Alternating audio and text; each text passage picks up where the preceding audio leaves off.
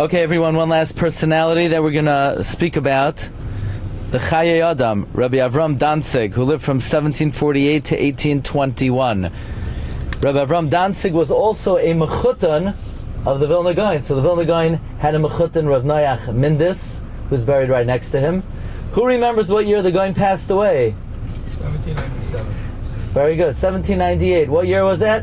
Ta'oimei Tzviya. Ta'oimei Tzviya. The year is 1798. He also had a mechutan, the Chayei Adam, Rabbi Avraham Danzig, who wrote the Sefer Chayei Adam. Now the Chayei Adam was a businessman. He was a merchant. He writes in the intro to Chayei Adam, Hine yadati ki yislachashu alai v'yoimru hagam shol b'naviyim.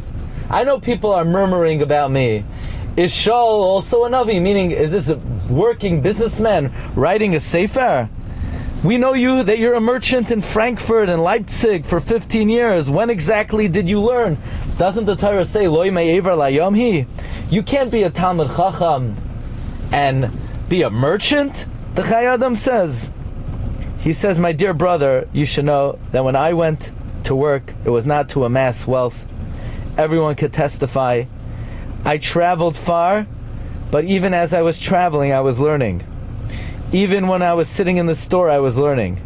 Even when I engaged in business, my mind was always occupied in learning.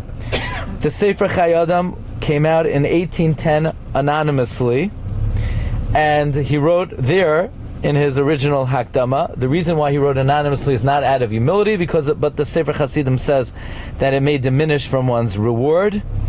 And he says, don't wonder that this Sefer came from such a small individual. Kimin hatoilas hakatan yoitse bigdei hameshi. From a worm comes silk.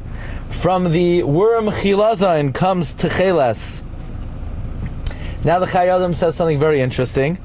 That he says his primary kavan in writing Chachmas Adam was for balabatim, for people who don't have time for in-depth study.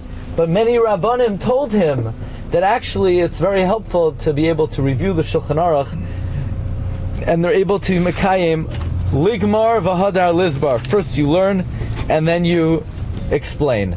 We'll end with a story. Hopefully you'll be able to sleep tonight, but my job is just to tell you, give it to you straight.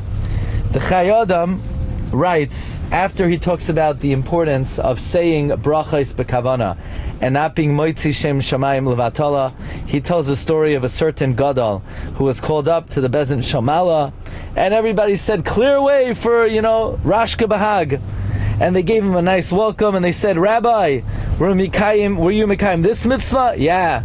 Were you Mekayim Periya Verivya? Yeah. Did you do it with the right kavanos? Yeah.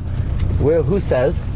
So they brought in all the malachim that were created from his mitzvah, and they were strong malachim.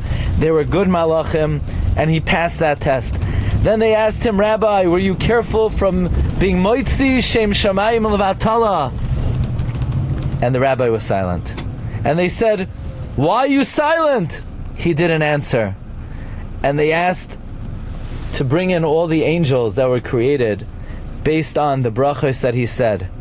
And these angels were weak angels, maimed angels, injured angels, angels that had all kinds of disabilities.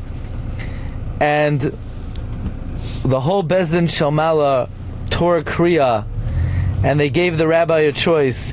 Either you could go to the purgatory, or you could come back to this world as a Gilgal. But you did not say brachos with the right kavanah when you said Hashem's name, and therefore your choice is either you could go to Gehenna, or you could come back to this world. And the rabbi chose to go to Gehenna. Therefore the Chayei Adam encourages a person to try to say brachos with the right kavanah, so that they will not be faced with that unpleasant choice of having to come either back to this world or to go to Gehenna. On that note, I wish everyone a Erev Shabbos Kodesh L'Tova. We know that all the preparations for Shabbos are preparing for the Yom Shekulei Shabbos of Menucha L'Chayei Olamim. The Mishnah Berurah brings down that when we eat meat on Shabbos, it's a in commemoration of the shar habar that we're going to eat in Olam Haba. And when we eat fish on Shabbos, it's a commemoration of the Levyasan. And what kavanah should you have when you take a hot shower before Shabbos?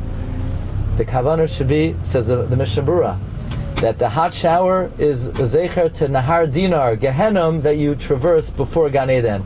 So my humble blessing to everyone is to say brachas with kavanah, and the closest you have to come to Gehenom is the hot shower that you take on Erev Shabbos Kodesh.